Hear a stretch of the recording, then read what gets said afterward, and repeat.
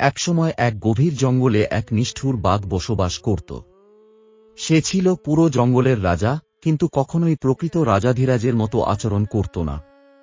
প্রতিদিন সে নির্মমভাবে জঙ্গলের বিভিন্ন প্রাণীদের ধরে ধরে খেয়ে ফেলত।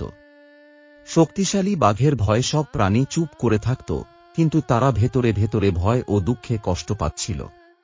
দিনে দিনে জঙ্গলের প্রাণীরা অনাহারে দুর্বল হয়ে পড়ছিল।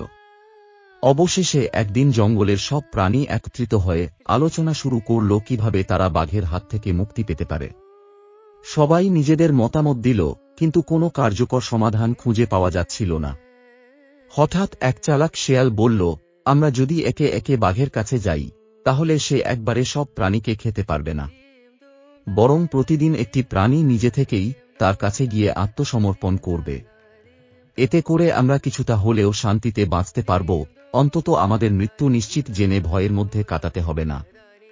প্রাণীদের মধ্যে এক বানর বলল, তোমার কথা ঠিক আছে।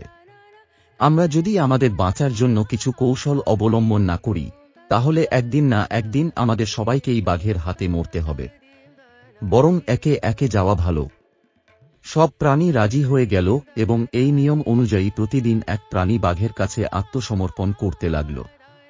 কিছুদিন পর একদিন এক চালাক খরগোশের পালা এলো, কিন্তু সে অন্য প্রাণীদের মতো সহজে বাঘের খাবার হতে রাজি ছিল না। সে বুদ্ধি করে বাঘকে একটা শিক্ষা দেওয়ার পরিকল্পনা করল। খরগোশ ইচ্ছে করেই দেরি করে বাঘের গুহার কাছে পৌঁছাল। ক্ষুধার্ত বাঘ রাগে গর্জন করে উঠল, তুই এত দেরি করলি কেন? আমাকে এতক্ষণ অপেক্ষা করালি কেন? খরগোশ ভীত নয়, বরং শান্ত গলায় বলল, মহারাজ, আমি তো আসতে চেয়েছিলাম, কিন্তু আসার পথে আমাকে থামিয়ে দিল আরেকটা বাঘ। বাঘ অবাক হয়ে বলল, আরেকটা বাঘ? কই সে? খরগোশ বলল, সে বলল এই জঙ্গল তার, আপনি নাকি এখানে অযথা রাজত্ব কায়েম করেছেন। সে আপনাকে চ্যালেঞ্জ জানিয়েছে। বাঘ রেগে গর্জে উঠল, আমার জঙ্গলে আরেকটা বাঘ? দেখাতে হবে তাকে কে আসল রাজা। খরগোশ বাঘকে নিয়ে চলল জঙ্গলের মাঝে থাকা এক গভীর কুয়ার কাছে। তারপর সে কুয়ার ভেতর ইশারা করে বলল, মহারাজ, ওখানেই আছে সেই বাঘ। দেখুন, সে আপনাকে চ্যালেঞ্জ জানাতে প্রস্তুত।